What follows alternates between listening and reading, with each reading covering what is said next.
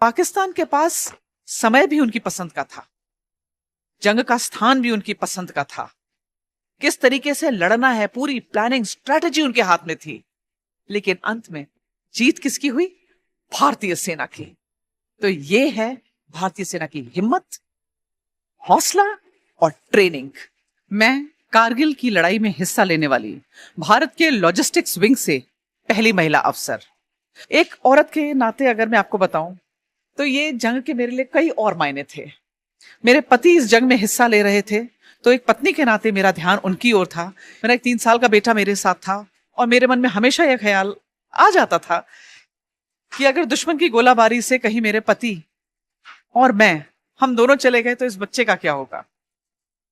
और एक 6 महीने का बच्चा मेरे पेट में उस समय पल रहा था और शायद उसके बारे में सोचने का तो मेरे पास समय भी नहीं था।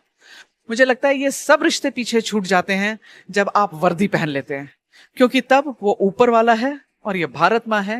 माई role as an ordnance officer was to equip the fighting forces to fight an effective battle against enemy. गोला बारूद, हर तरीके का गोला बारूद, यानी बड़ी बड़ी गन्स, बोफोर्स गन्स से लेकर उनके राइफल्स और कार्बाइंस तक।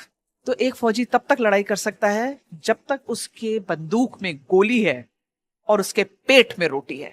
और यही दोनों चीजों का काम लॉजिस्टिक्स का है। जंग के समय ना सोने का समय था, ना रेस्ट करने का समय था, ना खाना खाने का समय था। मुझे याद है उस दौरान मैं तकरीबन 7 दिन लगातार उन्हीं कपड़ों में अपनी यूनिट के अंदर खड़ी रही। उनके हारे हार है, मन के जीते जीत। ये शरीर, आपका जेंडर, भारतीय सेना के अंदर ये कुछ मैटर नहीं करता। From day one you are a leader. From day one आप सेम वर्दी पहनते हैं। फ्रॉम डे वन आपके कंधों में वही स्टार्स लगते हैं। पहले दिन से ही आप वही सैल्यूट करते हैं और वही सैल्यूट आपको मिलता है।